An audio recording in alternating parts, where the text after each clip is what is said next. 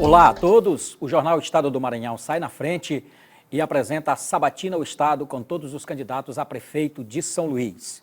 Conosco hoje, nesta quarta-feira, o candidato do PP, Wellington do Curso. Bom dia, candidato. Bom dia, Dessa. Bom dia a todos os telespectadores, internautas, a todos que estão assistindo a nossa entrevista. Uma boa participação, para você possa também interagir neste momento com o Jornal Estado do Maranhão, possa ser interativo. A Sabatina do Jornal Estado é um bate-papo com todos os candidatos a prefeito, uma experiência pioneira em São Luís e sai na frente para que o eleitor possa ter um contato mais próximo com o seu candidato. Conosco, nesta Sabatina de hoje, o jornalista Ronaldo Rocha e o jornalista Gilberto Leda, ambos da editoria de política do Jornal Estado do Maranhão.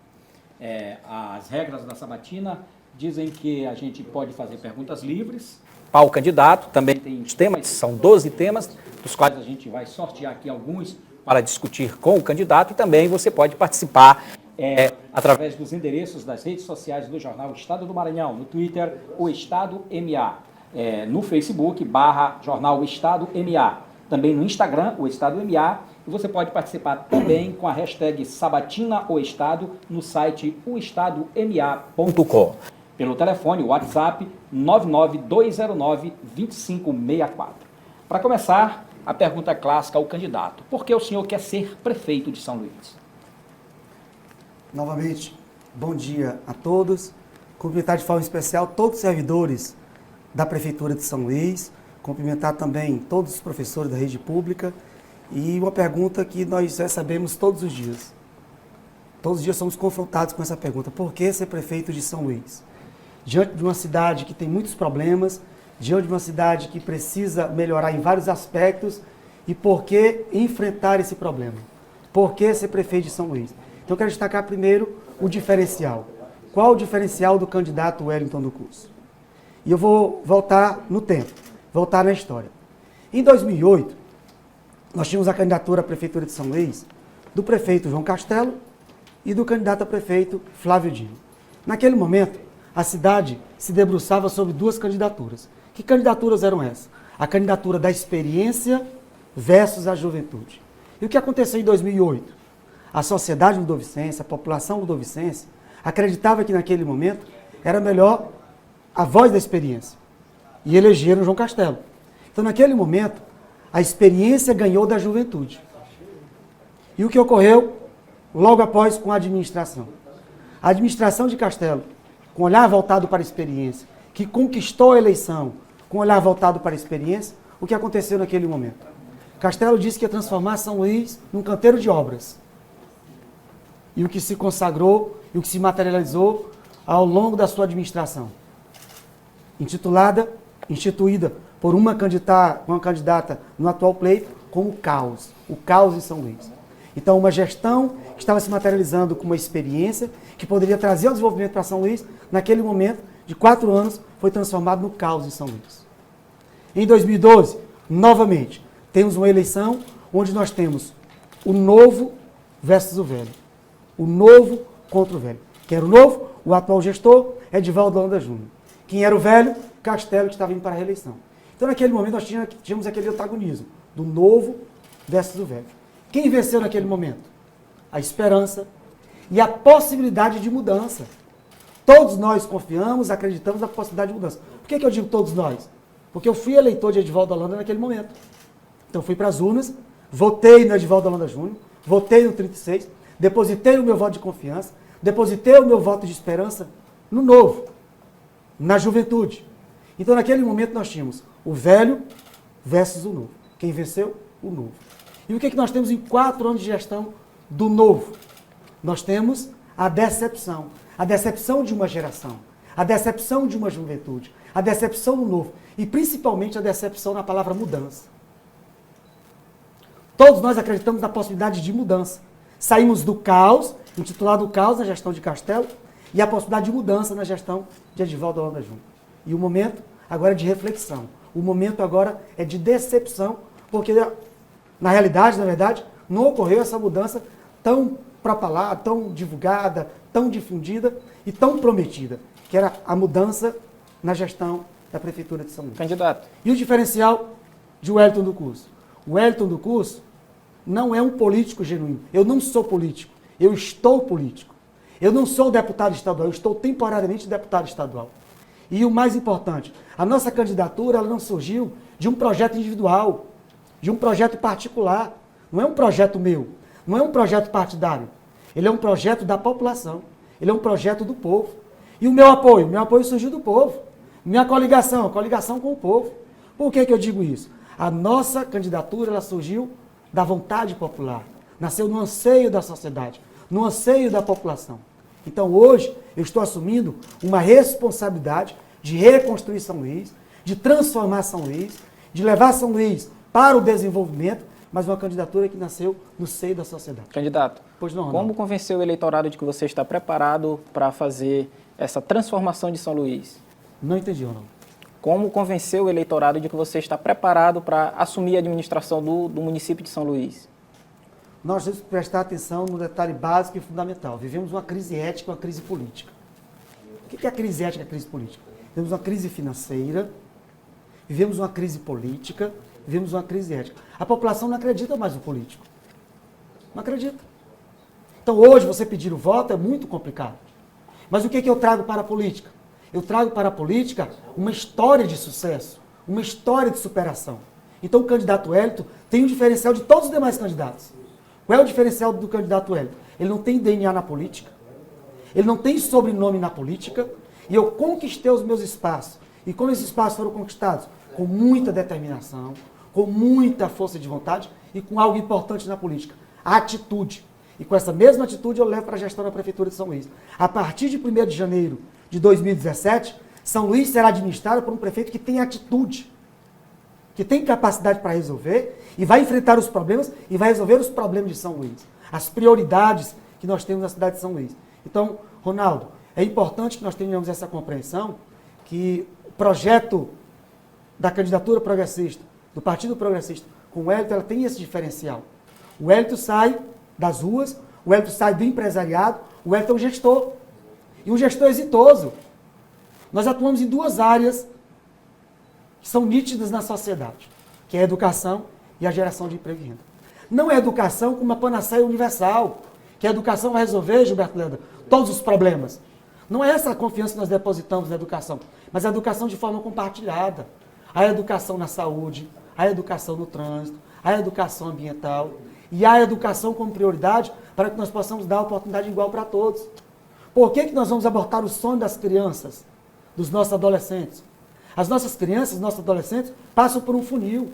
Nós precisamos alargar esse funil, dar a oportunidade que essas crianças e adolescentes possam chegar com expectativa de futuro, que possam ser jornalistas, que possam ser advogados, que possam ser médicos, que possam ser alguém na vida, que possam construir um futuro.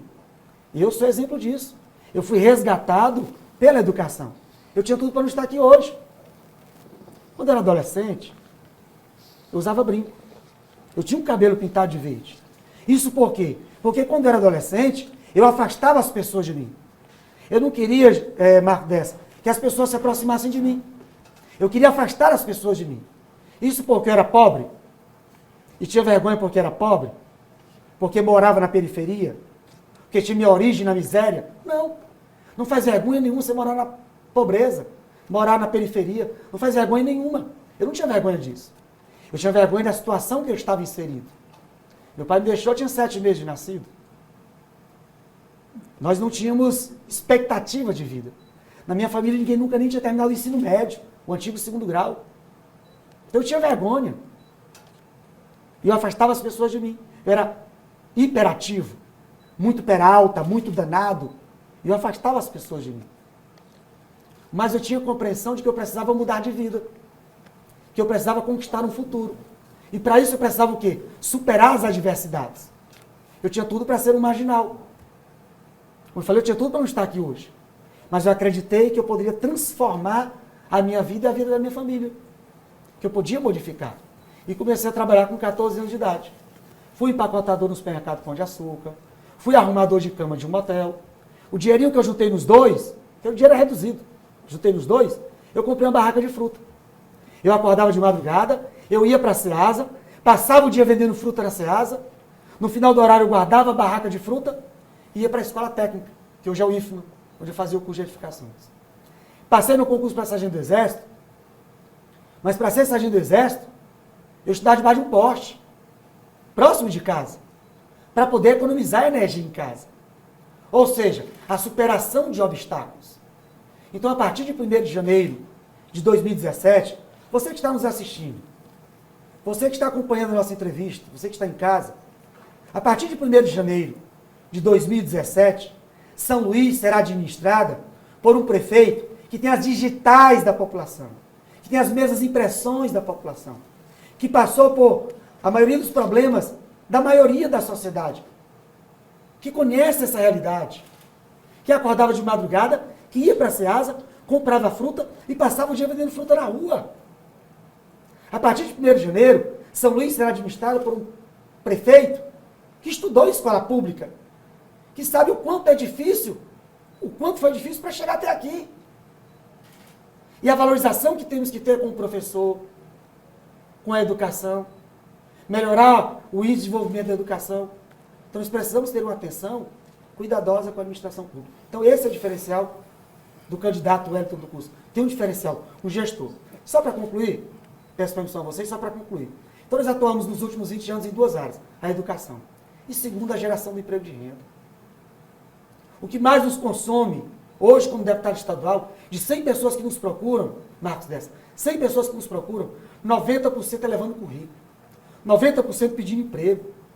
O testemunho de uma mãe que se depara no gabinete de um deputado e ela chora dizendo que está desempregada, que o marido abandonou lá porque também estava desempregado e que o marido estava com vergonha.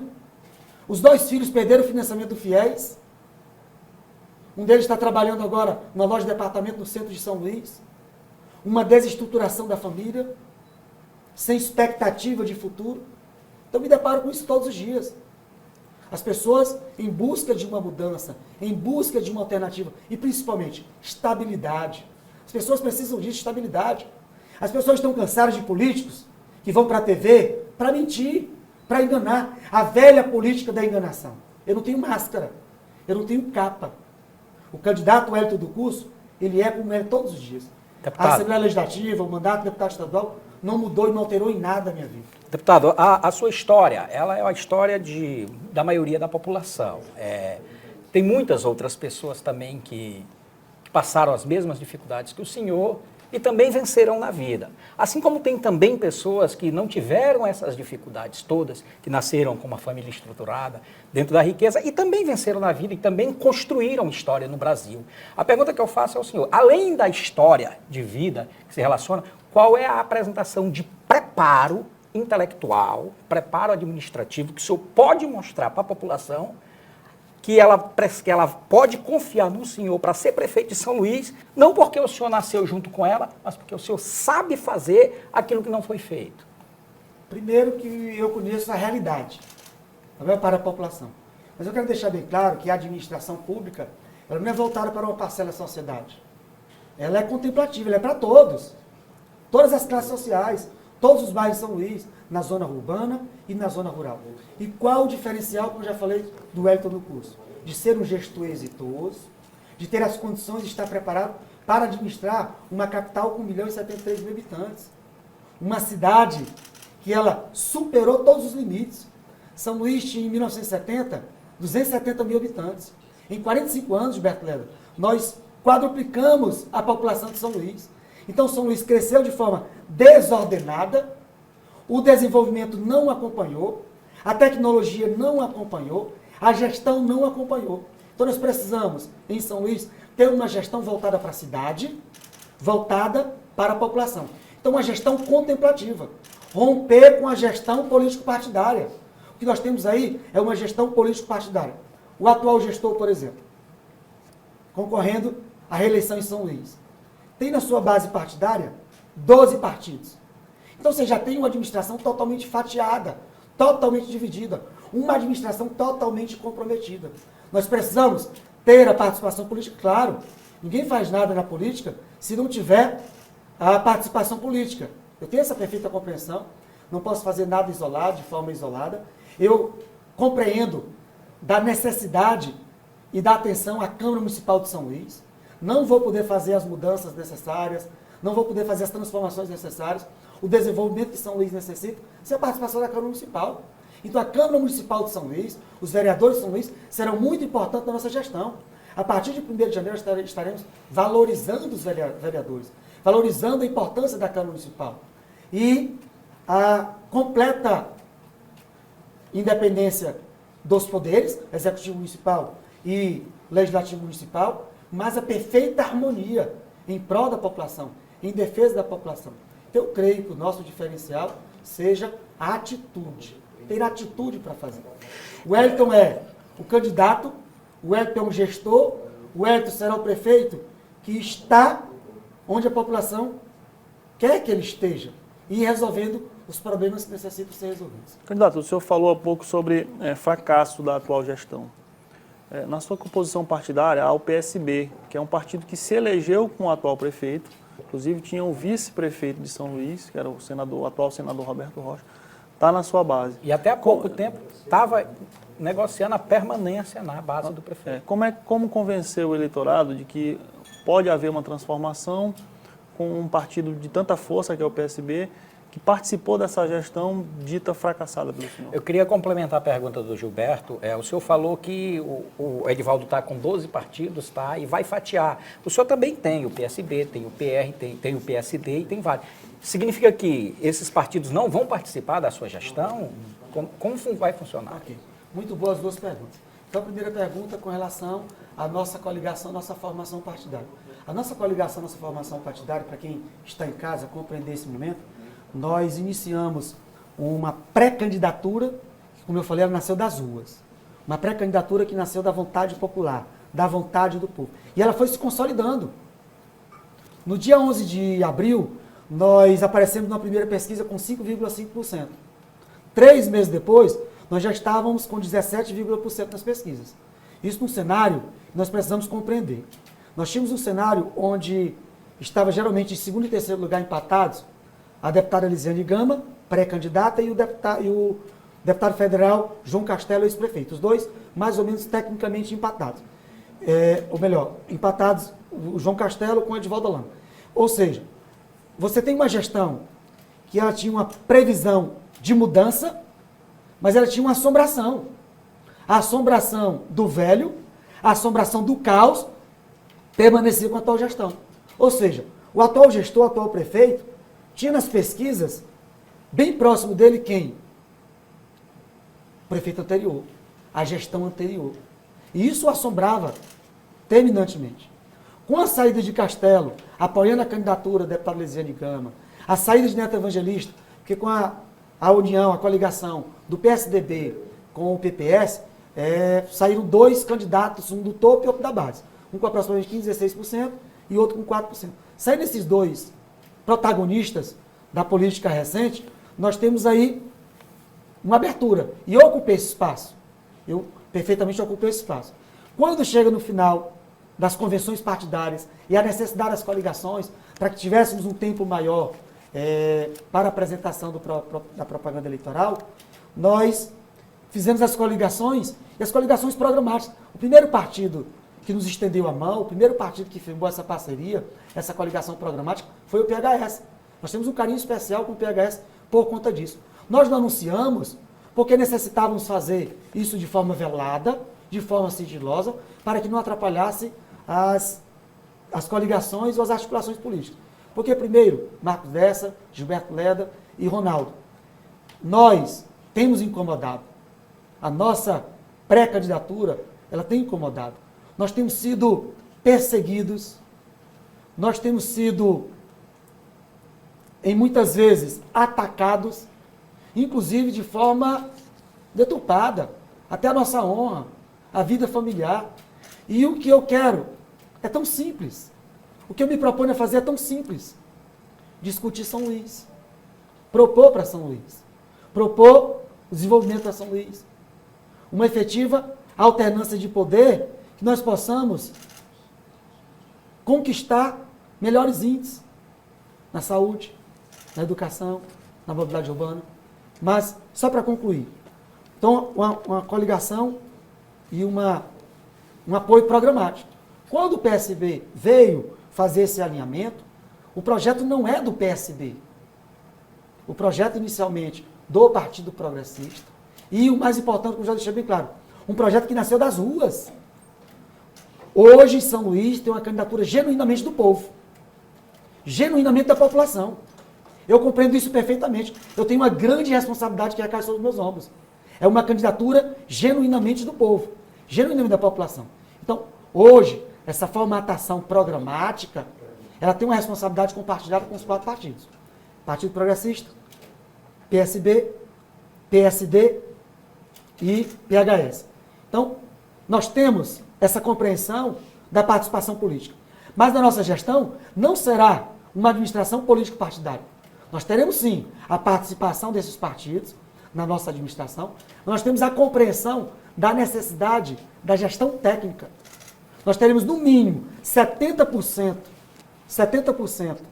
da gestão ocupada por cargos técnicos. Deputado, há necessidade dessa compreensão. A gente já está com 20 minutos de entrevista e vamos sortear um tema para que a gente possa continuar o nosso debate. Mobilidade urbana. O senhor falou agora há pouco que votou no prefeito de São Luís, o Edivaldo Holanda, 2012, e uma das promessas de campanha dele era a licitação no transporte de São Luís, era a implantação do sistema de GPS, implantação do bilhete único, implantação de vários sistemas. Viadutos, né?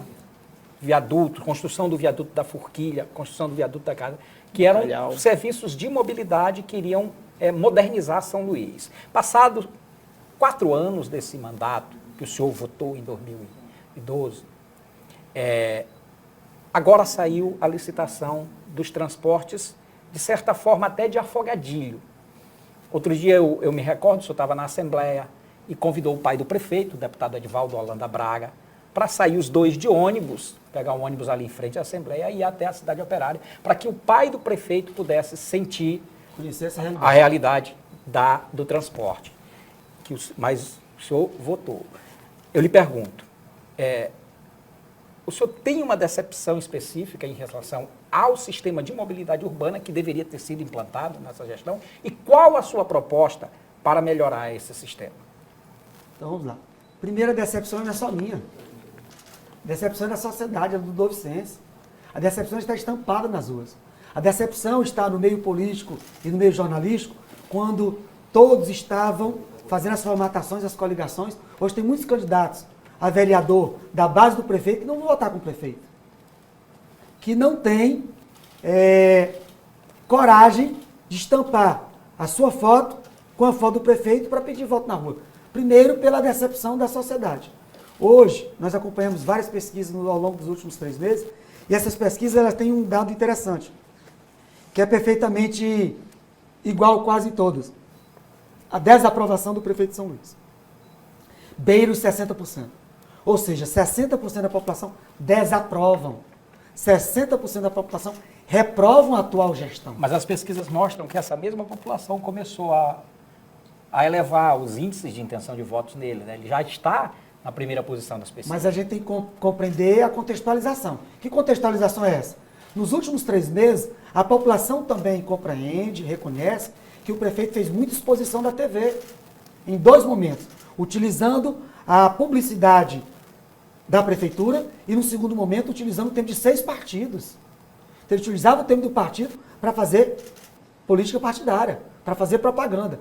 Mas esse é outro momento que a gente precisa também deixar bem claro, pontuar, com relação à propaganda na prefeitura. Mas eu quero retratar sobre a mobilidade urbana, eu quero chamar a atenção de um aspecto importante. 60% da população reprova a atual administração. E a rejeição?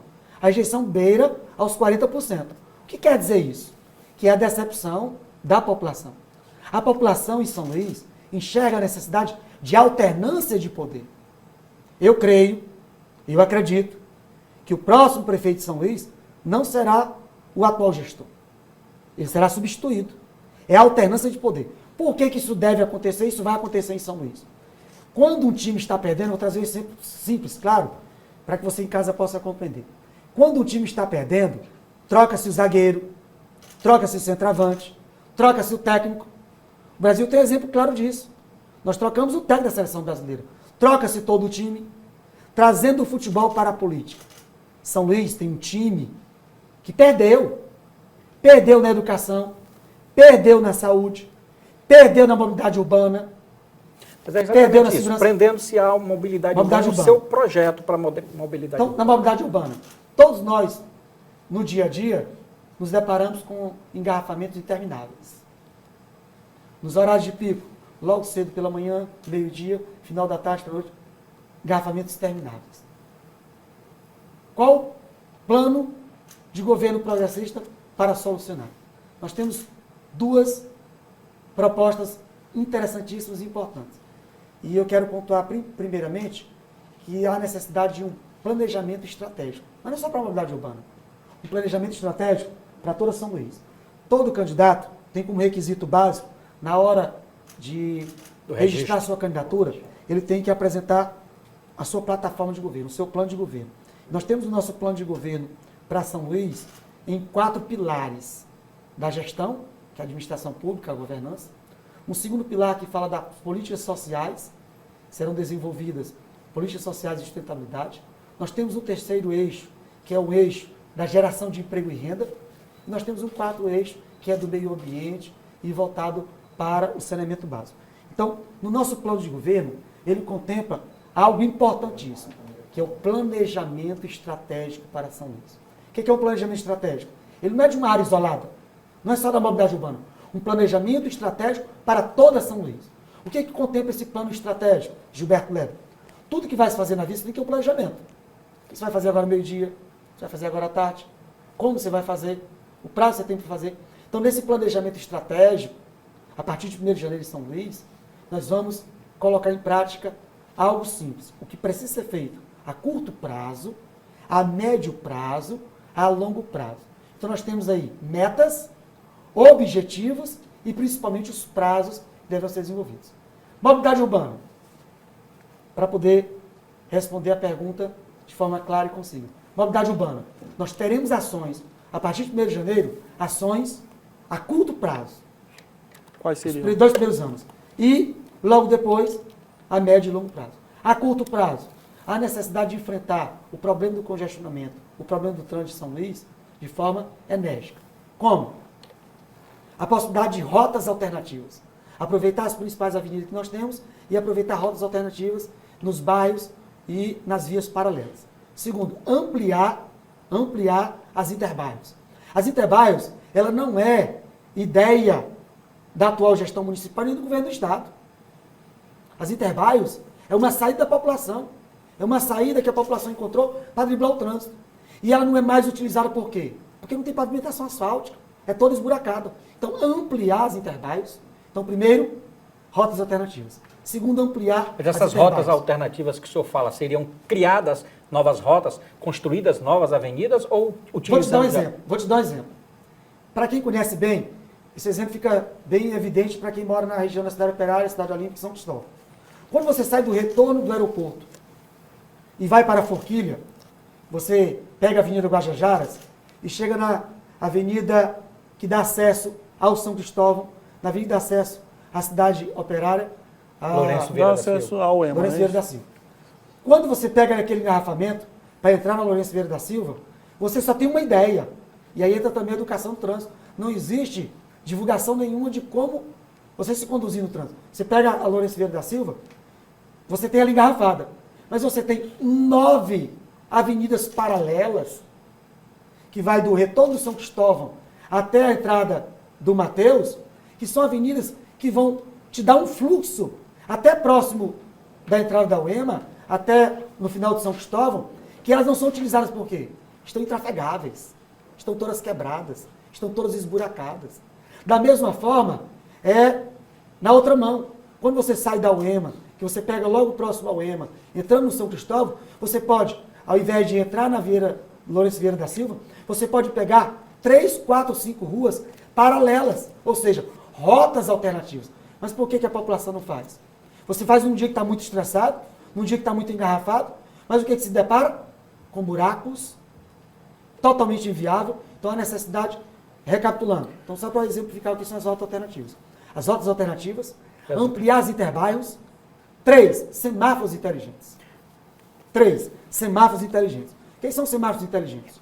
Nós teremos na administração, a partir de 1º de janeiro, um centro de operações integradas da Prefeitura de São Luís. O que é isso? CIOMES, Centro Integrado de Operações Municipais. Nesse Centro de Operações Integradas Municipais, nós teremos atores, protagonistas, como muito se usa na política, mas eu procuro usar os termos que a população possa entender. Nós teremos os agentes da administração pública em uma sala para tomar as decisões de forma rápida, de forma enérgica. Que ações são essas? Você tem um agente de trânsito, você tem um guarda municipal, você tem limpeza pública, e você tem, nesse Centro de Integrado de Operações Municipais, um controle total do trânsito, um acompanhamento total do trânsito.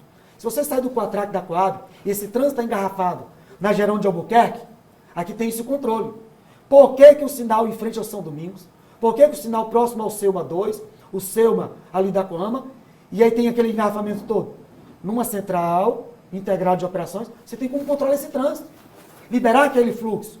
Você tem como comandar agente de trânsito para o retorno da Coama, para liberar o fluxo no sentido do Daniel Latoche, no sentido de quem vai para o Vinhais. Você tem que ter um controle.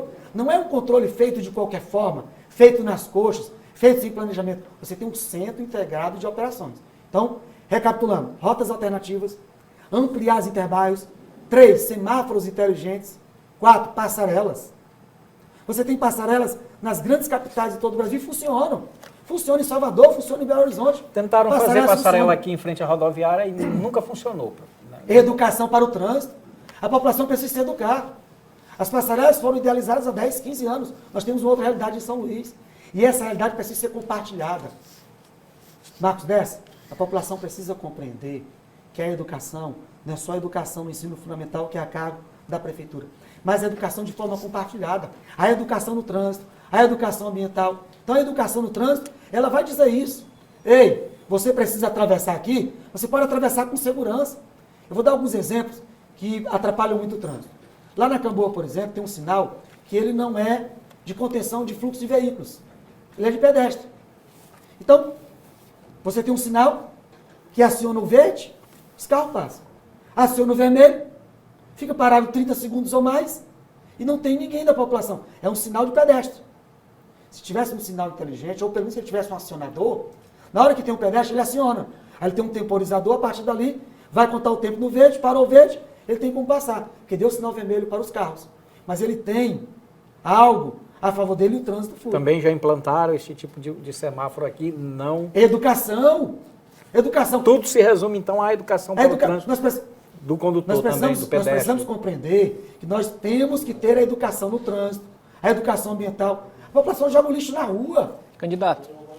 Só para concluir, por gentileza, só para concluir, por favor. Rotas alternativas, ampliar as interbairros, semáforos inteligentes, a construção de passarelas, e eu cito 4 locais que são fundamentais. Avenida Colares Moreira, em frente ao Tropical Shopping. Nós temos um acúmulo de pedestres ali por conta das 2 faculdades, e você tem condições viáveis de construir uma passarela. Mas não é uma passarela qualquer, uma passarela com acessibilidade para as pessoas com deficiência. Então lá seria o ponto. 2, próximo ao São Domingos, próximo ao Selma, ali na Coama. 3, na Coab. Então você tem pontos estratégicos que tem essa necessidade da construção de passarelas. Posso continuar? Tranquilo. E aí nós temos também a possibilidade, para um segundo momento, a médio e longo prazo, para quê? Para o veículo de transporte de massa. O que é esse veículo de transporte de massa? Nós temos a possibilidade do VLT, que são dois estudos importantíssimos. Candidato. E a sociedade tem que participar.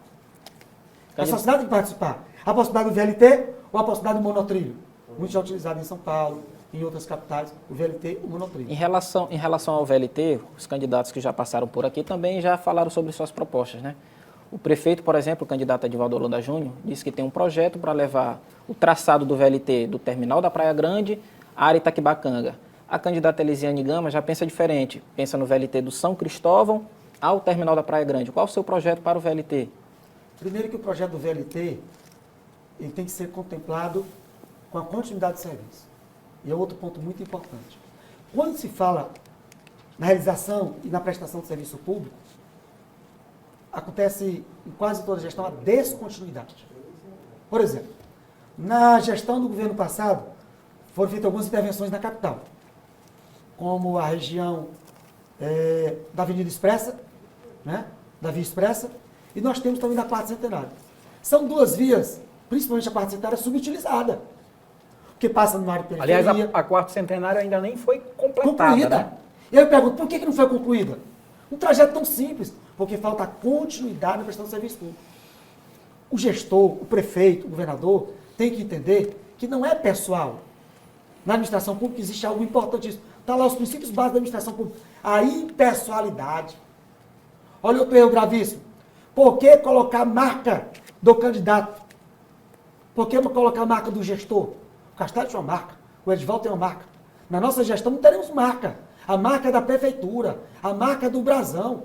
Gasta-se muito depois pintando viaturas, pintando prédios públicos. O gestor tem que entender que ele é funcionário público municipal.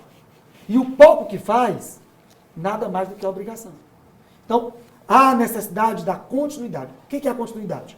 O projeto idealizado por Castelo teve 4 anos na gestão de Edivaldo e não deu continuidade. Por que não deu continuidade? Porque o projeto foi idealizado por Castelo. Ele alega que não existia o projeto. E por que não fez o projeto? Por que não adequou o projeto? Perdeu o investimento que já foi feito? Na nossa gestão, não terá investimento perdido. Será dada continuidade às obras viáveis, iniciadas na atual gestão. O meu problema não é com a gestão atual, não. O meu problema não é com o atual prefeito. O meu problema é solucionar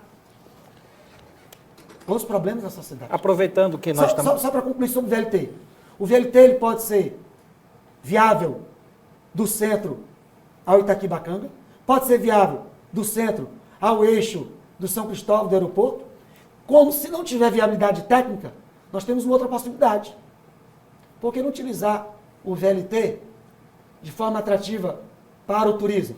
Por que não utilizar o VLT saindo da Praça do Pescador e percorrendo toda a litorânea? Um trecho agradável, um trecho que possa atrair o turismo, que é algo que nós não vamos perder investimento e que possa ser adaptado do início da Praça do Pescador até o final da Avenida Litorânea. Então são possibilidades. E o mais importante é que o prefeito ele precisa ter atitude para resolver. E não simplesmente ter uma resposta pronta para tudo. Não espere do candidato Wellington, do prefeito Wellington, uma resposta para tudo. Mas a capacidade, a atitude para encontrar os técnicos, para fazer o estudo, para determinar, faça o estudo, para determinar, eu quero a solução do problema. Nós precisamos encontrar a solução para o problema. Aproveitando que a gente já fez um passeio ali pela cidade operária, São Cristóvão, avenida, fomos até a Coab, eu tenho a pergunta do Pablo Servidor, que fez a pergunta via WhatsApp. Pablo Servidor é o nome ou Pablo é servidor? Pablo Servidor, eu acho que ele deve ser servidor público. Servidor né? público. Tá como sobrenome aqui, mas acredito que deve ser a qualificação dele. E ele pergunta, qual a sua proposta para solucionar o problema do trânsito no retorno da Forquilha? Está tendo uma obra da prefeitura agora lá. Era para ser um viaduto, né? Mas Seria um viaduto, estão fazendo ali. Estão mudando o traçado ali da Forquilha. O senhor apoia essa obra? O senhor concorda com esse projeto? Vai mudar esse projeto? Qual o projeto do PP para aquela localidade? Primeiro, Pablo Servidor. Por você ser servidor, creio, nós acreditamos que você seja servidor, e eu quero fazer uma saudação especial a todo servidor público municipal. O carinho e o respeito que eu tenho pelos servidores públicos. Então nós estamos aproveitando a pergunta do Pablo Servidor, fortalecer o serviço público, para que nós tenhamos um serviço público de qualidade. Então, Pablo, e a todos vocês servidores públicos da Prefeitura de São Luís, podem contar com o fortalecimento do serviço público, a valorização do serviço público em todas as categorias. Os médicos, enfermeiros, técnicos, os profissionais da saúde, os profissionais da educação. Então, Pablo, respondendo a sua pergunta direcionada para a Forquilha. Primeiro prefeito de São Luís, durante a propaganda eleitoral, na eleição Aliás, passada, o senhor morou na Forquilha, não, deputado? morei muito tempo, lá no Forquilhão, os apartamentos IPs, Manacais, por muito tempo. E na Forquilha, nós temos um estrangulamento. Qual o motivo desse estrangulamento? O crescimento desordenado da cidade. Nos últimos 45 anos, como eu falei, a cidade de São Luís quadruplicou a sua população. A população de São Luís teve um acréscimo e ao longo, principalmente, das avenidas e da MA 201. Muito Minha Casa Minha Vida por ali. Né? MA 201, que é conhecida como a Estrada de Ribamar. E isso, nós temos esse estrangulamento. Nesse estrangulamento da Forquilha, da Gerando de Albuquerque, da Guajajaras, do início da MA 201, o prefeito prometeu viaduto. Mas por que ele prometeu? Promessas infundadas de campanha. Simplesmente para convencer o candidato, para convencer a população. Eu sou sincero. Se eu fosse o candidato à eleição de Valdo Holanda Júnior, eu teria vergonha de me candidatar à reeleição. Por quê? Porque ele prometeu muitas coisas. Ele mentiu para todos nós. Dentre eles, o elevado da Forquilha, o elevado do Calhau, o Hospital Jackson Lago, ciclovias, 25 novas creches, eram 20 creches, aumentou para 25 creches. Então, promessas infundadas. Qual o argumento que o prefeito tem para voltar agora e novamente nos enganar, nos ludibriar a população? Porque a pergunta que fica é, se o prefeito, que sabia que ia ter reeleição, que ele ia se preparar para uma reeleição, e ele não conseguiu honrar os compromissos de campanha, motivado pela reeleição, aí eu pergunto para a sociedade, ele vai conduzir um novo mandato por mais 4 anos, qual a motivação no final do mandato? Será um desastre. E ele prometeu, voltando para a Forquilha, ele prometeu a construção do elevado. Mas ele prometeu a construção do elevado simplesmente por prometer, sem um planejamento, sem viabilidade técnica.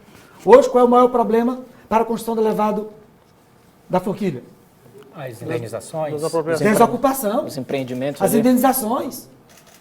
E como que vai prometer a construção de um elevado sem se preocupar com as indenizações que serão milionárias? Então, acredito que nós precisamos... Nesse caso seria inviável, pelo menos num primeiro momento, a construção... No primeiro momento. Mas o que nós precisamos fazer é um estudo técnico, fazer um estudo de viabilidade. E, principalmente, entra em algo fundamental. Quando uma pessoa chega e diz para você que está passando por um momento de crise, de aperto financeiro, isso acontece com qualquer pessoa. Um cidadão comum, que passa por um momento de crise, um momento de aperto, que ele não tem dinheiro, ele regra, ele economiza, ele elenca prioridades na sua vida. Eu vou trazer o exemplo de um cidadão comum, de um cidadão simples, de um cidadão ludovicense, que mora lá na cidade operária, que está com recurso reduzido, que está passando por necessidade, que está passando, o nosso cinegrafista já está se auto-identificando. Que você passa por necessidade, que você tem dificuldade, está num momento de crise, você toma algumas medidas para corrigir essa crise. Gilberto Leda, vamos trazer para a administração pública. Como que o prefeito diz que recebeu uma herança maldita? Como que o prefeito diz que vive um momento de crise e suplementa uma secretaria em 33 milhões de reais? De onde saiu esse dinheiro? Se recebeu herança maldita? De onde saiu esse dinheiro se ele está em crise? Pega 33 milhões de recursos próprios, suplementa uma secretaria que tinha apenas 290 mil reais de um orçamento anual, suplementa essa secretaria em 33 milhões, de imediato faz um contrato com dispensa de licitação, com um órgão, com a instituição, que foi o ISEC. Para quê? Para campanha antecipada. O senhor, inclusive, denunciou isso. Fizemos essa denúncia. Fizemos a denúncia no Ministério Público, fizemos a denúncia em todos os canais, e eu pergunto, que crise é essa? Como que o candidato à reeleição, Edivaldo Holanda, vem me reclamar, vem me falar de herança maldita, de crise?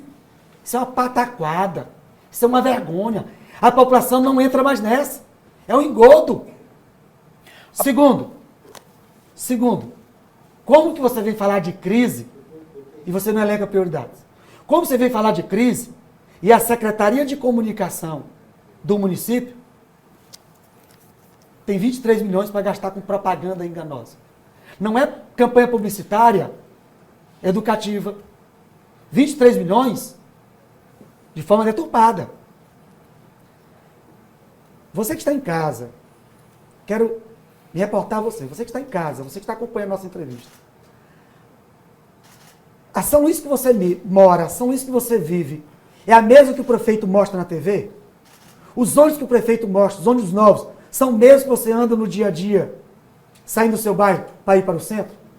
As propagandas que o prefeito mostra, dizendo que não tem mais maca nos corredores dos hospitais, é a mesma para você que vai ao Socorrão 1, ao Socorrão 2?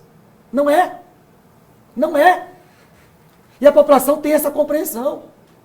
Então, como se fala de crise, de herança maldita, e você gasta 23 milhões com a O senhor falou aí de 33 milhões dessa secretaria, do ZEC, e 23 milhões da comunicação. São 56 milhões de reais, candidato. O que se faria com um dinheiro desses? Simples, básico. Ele teria garantido a reeleição dele. Básico. Porque pelo menos ele teria o que falar. Não fui eu, Marcos Dessa, não fui eu, Gilberto Leda, não fui eu, Ronaldo Rocha, que prometeu 20 creches. Não fui eu. Não fui eu. Na ânsia de ganhar o poder, na ânsia de ganhar a prefeitura de São Luís, ele foi para a TV e disse, e enganou, e mentiu. Você que está em casa, você que foi ludibriado, você que foi enrolado, você que foi envolvido, isso é grave. Você dizer para uma mãe que ela vai ter mais tempo para trabalhar, para se dedicar ao sustento da família, que ela vai ter onde deixar os filhos numa creche. E ao longo de 4 anos não foi construída uma única creche. Ele prometeu 20 creches. Logo depois falou que seriam 20. Quem foi o louco? Quem foi que disse que serão 20 creches? Não serão 20 creches, serão 25 creches. Prometeu 25 creches. Essas creches foram anunciadas ao valor de 1 milhão e 200, 1 milhão e 300 mil reais. 1.300.000 é o valor do MEC, né? 1 milhão e 200, 1 milhão e 300 mil reais. Previsão. 33 milhões, ele teria construído as creches. Todas elas. E mais ainda, o mais importante, qual o legado do atual prefeito de São Luís? Qual o legado? O que ele deixa para a posteridade? O que ele deixa para as futuras gerações? A frustração. A frustração de uma geração. A nossa juventude, Marcos Dessa, Gilberto Leda, a nossa juventude, o atual prefeito tem mais ou menos a nossa idade. A nossa geração está frustrada. Depositou a confiança num jovem advogado, um jovem que poderia ser um promissor administrador, um promissor gestor, ela está decepcionada. E ele poderia ter transformado São Luís. Transformado São Luís por onde? Pela educação. Seria o grande legado do atual gestor, ele ter transformado São Luís pela educação. Nós temos uma única creche em São Luís. Uma única creche. Construída nesta gestão? Uma única creche. Que gestão? Uma única creche. Na Camboa, que ele reformou a Praça do Jumento, ao lado da creche, e não reformou a creche. E digo de passagem, é uma creche, na minha concepção, de referência. Eu fui visitá-la. E mais ainda, o atual administrador da creche, o atual diretor da creche, é uma figura ímpar. É um funcionário público ímpar, que é o Aquiles. Um jovem dinâmico, um jovem determinado, um jovem que tem feito muito por aquela creche. Mas a observação que eu faço, o prefeito reformou a Praça do Jumento e não reformou a creche. Deputado. O prefeito tem se notabilizado de reformar praça, mas o absurdo, só na Coab existem mais de 50 praças. Ele se vangloria de ter reformado, ele não construiu, ter reformado 3 praças. Mas só para concluir, esses 33 milhões, que ele poderia ter construído creches. Creches nas mais diversas áreas de São Luís. E não só para fazer política, mas procurando a demanda. Demanda na cidade operária, cidade olímpica, demanda no São Raimundo, demanda na zona rural, demanda no Itaquibacanga. Meus amigos, Ronaldo Rocha, Marcos Dessa, Gilberto Leda, a região do Itaquibacanga está esquecida. Totalmente esquecida. Entra prefeito, sai prefeito e promete que vai reconstruir, que vai reformar, que vai ajudar a região de Itaquibacanga. Totalmente esquecida, totalmente abandonada. Eu desafio, assim como eu desafiei o pai do prefeito a pegar um ônibus e verificar a situação do transporte público de São Luís, eu desafio aí no Itaquibacanga. Então, necessidade de escolas, necessidade de creche. Então, ele teria feito, no mandato dele, a recuperação do mandato. Com esses 33 milhões, colocando na mão de cabos eleitorais, colocando na mão de compra antecipada de voto, ele teria reconquistado a população de São Luís, reconquistado a confiança, reconquistado talvez a possibilidade de esperança, porque ele ia mexer com algo muito importante, que seria a educação. E ele não fez. Por que ele não fez? Porque ele deu a atenção à política partidária. Ele deu atenção a esses 33 milhões para o quê? Para a Secretaria de Orçamento Participativo. E nas alegações da Prefeitura, da Secretaria, que era para fazer consultas, onde a Prefeitura deveria aplicar. O que é isso? Candidato. Quando o prefeito assume, ele faz projeto plurianual, para 4 anos. Próximo ano, por exemplo, as nossas ações elas estarão mais ou menos limitadas, engessadas, por conta do orçamento de 2017. Nós iremos votar o orçamento para os 4 anos seguintes. O segundo ano de gestão e até o primeiro ano do antecessor. Mas com detalhe, nós podemos fazer algumas adaptações, algumas mudanças. Algo que não pode ser mudado, não pode ser alterado de forma alguma, que é a educação, a saúde e principalmente respeitando a lei de responsabilidade fiscal. Mas só para concluir essa questão que ela é gravíssima, gravíssima. Inclusive uma questão de improbidade administrativa.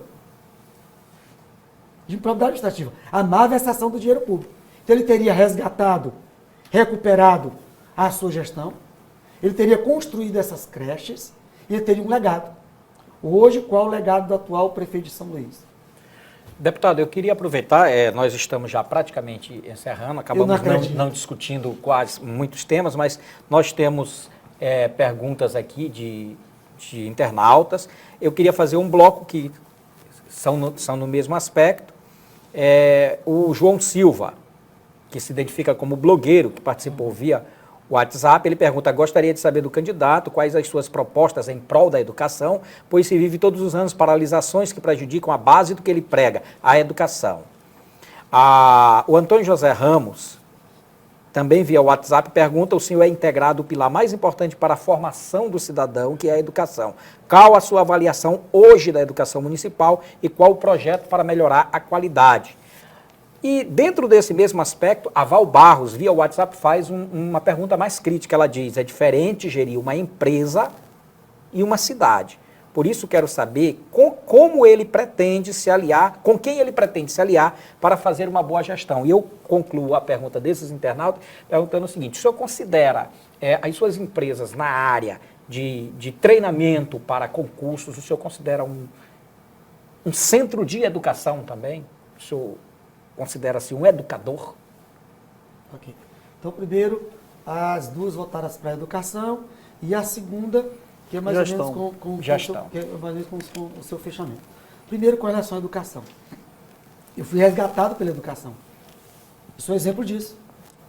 Então, nós precisamos oportunizar através da educação. E o nome se chama oportunizar. Dar a oportunidade para as pessoas. Quando o braço do Estado não chega, quando o braço da administração pública não chega, chega o braço da criminalidade. Vou citar um exemplo. Lá na região da cidade operária, cidade olímpica. 2 adolescentes, um de 13 e um de 15 anos, foram ameaçados por um traficante que eles estavam ameaçando tomar o poder da venda de drogas. Olha o absurdo. 2 crianças, um de 13 e um de 15 anos. Já tem a malícia, já tem a possibilidade de tomar o poder das drogas de um traficante renomado. Mas o que eu chamo a atenção da sociedade e dos 3 entrevistadores? Quando o braço do Estado não chega, chega a marginalidade. O que é o braço do Estado? Você chega lá na cidade olímpica, você não tem creche, você não tem escola, você não tem um posto de saúde que funciona, você não tem para o pai daquela criança, daquele adolescente, geração de emprego e renda. Ele não tem expectativa de vida, de melhorar de vida, de mudar de vida. Quem chega? Crime organizado, as facções. Se você percorrer os bairros de São Luís, as facções estão pichando as escolas, pichando as esquinas das ruas. São duas facções que não cabe nem citar o nome por questões éticas. Mas a periferia de São Luís está dominada pelo crime das drogas, pelo crime organizado e pelas drogas. Porque não chega o braço do Estado. Você não encontra uma quadra, você não tem opção de lazer, você não resgata a juventude. Como que nós vamos transformar a nossa sociedade se nós damos atenção ao básico, à educação? Então, como transformar? Como mudar isso? Eu não posso prometer algo que eu não possa cumprir. Eu tenho esse princípio básico. Eu não estou entrando numa disputa do vale tudo. Não. Prova disso foram as coligações. Eu me mantive num campo político. Nesse meu campo político, eu tenho a compreensão da dimensão e da responsabilidade, Marco Dessa, que nós instauramos nesse momento. O que é isso? Nós saímos do extremismo. Que extremismo é esse? A política provinciana do Maranhão e de São Luís. Candidato. Do extremismo. Qual o extremismo?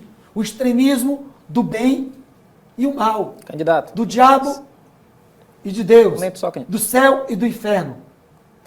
De oligarquia e contra oligarquia. Isso acabou. Isso ficou para o passado.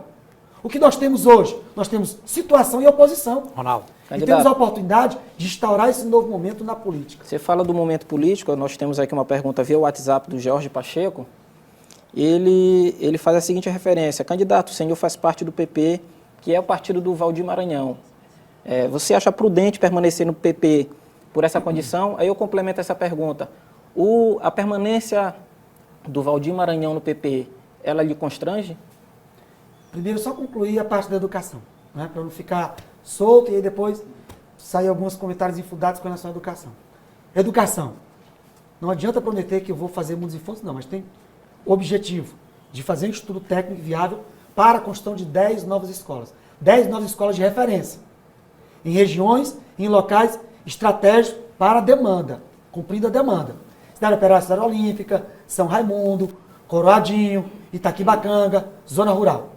Mas antes de construir escola, precisamos fazer o básico, que é reformar o que nós temos. Nós temos 281 escolas em São Luís, 69 estados deploráveis e 12 estão fechadas.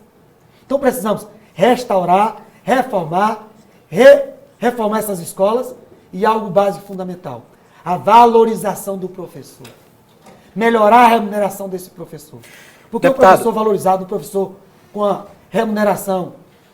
Eu queria só lhe interromper, nós temos apenas 1 minuto e 30 segundos ainda de tempo. Concluir, então deixa eu... Mas eu queria aproveitar para o senhor responder a pergunta sobre o constrangimento da presença do Valdir Maranhão no PP e aproveitar também, já faça as considerações finais para o nosso eleitor, para que a gente possa cumprir o mesmo horário para todos os candidatos. Combinado? Ok. Com relação ao deputado Valdir Maranhão, ele não é presença marcante na minha campanha. Primeiro que o deputado Valdir Maranhão, com todo respeito, eu agradeço a forma como ele recebeu no partido, juntamente com o deputado André Fufuca, e faço uma ressalva, hoje o PP, ele é dirigido, presidido pelo deputado André Fufuca, um jovem deputado estadual em primeiro mandato, um jovem médico, deputado federal que foi coordenador da bancada, então um deputado federal que tem uma atuação em todo o estado do Maranhão, um deputado federal que foi considerado um dos melhores deputados do estado do Maranhão, um deputado que tem influência em todo o Brasil, de forma abrangente em todo o estado, todo o território nacional. Mas o deputado Valdir Maranhão, ele não faz parte da nossa campanha política. Eu agradeço ao deputado Valdir Maranhão por ter me recebido do partido. Mas o deputado Valdir Maranhão já fez a escolha dele lá atrás. Então o arco de aliança hoje do deputado Valdir Maranhão não é a nossa candidatura. Nós temos uma candidatura propositiva e o deputado Valdir Maranhão não faz parte dela. Hoje o deputado Valdir Maranhão gerencia um outro partido, que é o PTdoB, e o PTdoB está na base de uma outra candidatura, que não é a nossa. Então o deputado Valdir Maranhão não faz parte da nossa campanha, não tem nenhum tipo de vínculo. Considerações finais, por favor, deputado. Considerações finais. Agradecer a oportunidade democrática do Jornal Estado do Maranhão e solicitar ao Ludovicêncio, solicitar a cada internauta que você possa realmente ter esse olhar atento para todos os candidatos, para que você possa realmente verificar as propostas dos candidatos. que você possa ter a perfeita compreensão de quem está enganando você novamente. O candidato Wellington se coloca à disposição da sociedade, se coloca à disposição da população de São Luís para resolver os problemas, com atitude, com determinação. Nós temos na nossa campanha uma campanha voltada para a proposição, não para o ataque. E solicitar que a população também acompanhe a atual campanha política para que você possa realmente fazer uma boa escolha, e essa boa escolha com certeza terá nas suas mãos o destino de São Luís, não só nos próximos 4 anos. Nós precisamos pensar em São Luís, na São Luís do futuro. Qual a São Luís que nós queremos? Qual a São Luís que você quer? Então você tem uma importante decisão nas mãos, uma grande responsabilidade. E São Luís precisa de mim, São Luís precisa de você, São Luís precisa de cada um de nós. Que você possa realmente fazer uma boa escolha e que você possa elevar São Luís para melhorar os seus índices na educação, na saúde. Que Deus abençoe a todos. O Estado do Maranhão encerra agora a sabatina com o candidato do PP, Wellington do Curso. A gente agradece a todos os ouvintes, os leitores, os internautas e convida para a entrevista do deputado Eduardo Braide, candidato do PMN, amanhã, quinta-feira. Um abraço a todos.